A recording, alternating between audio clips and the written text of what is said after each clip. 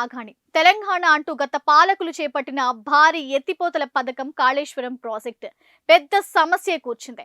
ఖజానాకు గుదిబండైంది. మొన్నటి ఎన్నికలకు ముందు మేడిగడ్డ బ్యారేజ్ కు చెందిన పిల్లలు కుంగిపోవడంతో నిర్మాణంలో బయటపడ్డ లోపాలు ఇంకా వెలుగు చూస్తూనే ఉన్నాయి. రాష్ట్రంలో అధికారంలో ఉన్న ప్రభుత్వం కాళేశ్వరం ప్రాజెక్టులో చోటు చేసుకున్న లోపాలు, అవినీతిపై విజిలెన్స్ విచారణకు ఆదేశించింది. త్వరలోనే సిట్టింగ్ జడ్జీలతో న్యాయ విచారణకు సైతం ప్రయత్నాలు చేస్తోంది. ఇదిలా ఉంటే కాళేశ్వరంలో భాగంగా నిర్మించిన మేడిగడ్డ, అన్నారం, సుందిళ్ల బ్యారేజీల్లో తీవ్రమైన సమస్యలు 3 ఏళ్ల క్రితమే బయటపడినట్లు వెలుగులోకి వచ్చింది. అయితే గత పాలకులు మాత్రం వీటిని పెద్దగా పట్టించుకోకపోవడం గమనార్హం.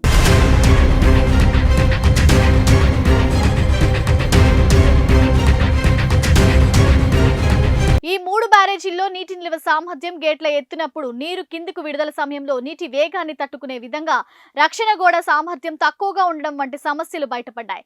అయితే ఈ సమస్యకు పరిష్కారంగా ఇంజనీరింగ్ రీసెర్చ్ ల్యాబొరేటరీ వంటి సంస్థలతో అధ్యయనాలు చేయించి తగు చర్యలు తీసుకోవాలని 2020 జనవరి 8న central design organization chief engineer, Kaleshwaram engineering chief కి లేఖ రాశారు. అయినా క్షేత్రస్థాయిలో చర్యలు తీసుకోలేదన్న విషయం వెలుగులోకి వచ్చింది.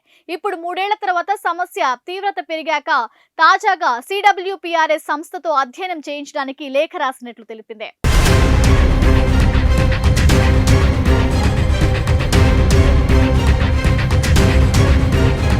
గేట్ల నిర్వహణల లోపం, బ్యారేజ్ సమీపంలో గేట్లు ఎగువన ఇసుక మేటు వేయడం, పర్యవసానంగా ఎక్కువ కేంద్రీకృత వేగంతో నీటి ప్రవాహం, గేట్ల నుంచి నీటి విడుదల సమయంలో ప్రవాహ వేగం నిలకడగా లేకపోవడం వల్ల రక్షణ వ్యవస్థ దెబ్బతినడం తదితర అంశాలపై CDO వివరంగా పేర్కొన్నారు. అయితే సమస్య డిజైన్ కు సంబంధించి కాదని కూడా అందులో స్పష్టంగా పేర్కొన్నారు.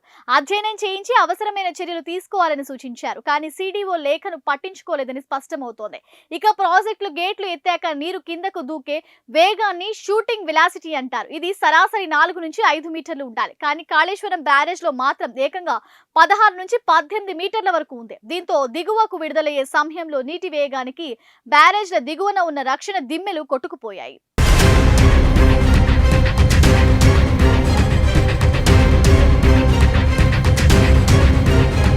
అసలే మేడిగడ్డ బ్యారేజ్ కట్టిన ప్రాంతంలో నీటి లభ్యత అధికంగా ఉంటుంది. అందుకే అక్కడ నిర్మించారు. దీంతో షూటింగ్ వెలాసిటీ అధికంగా ఉంటుంది. కానీ దాన్ని అంచనా వేయకుండా నిర్మాణం చేపట్టడంతో బ్యారేజ్ దిగువన ఉన్న కాంక్రీట్ బ్లాంకులు చెల్లాచెదిరైపోయాయి. ఇటు అన్నారం, సుందిళ్ల బ్యారేజ్ల పరిస్థితి కూడా ఇంతే.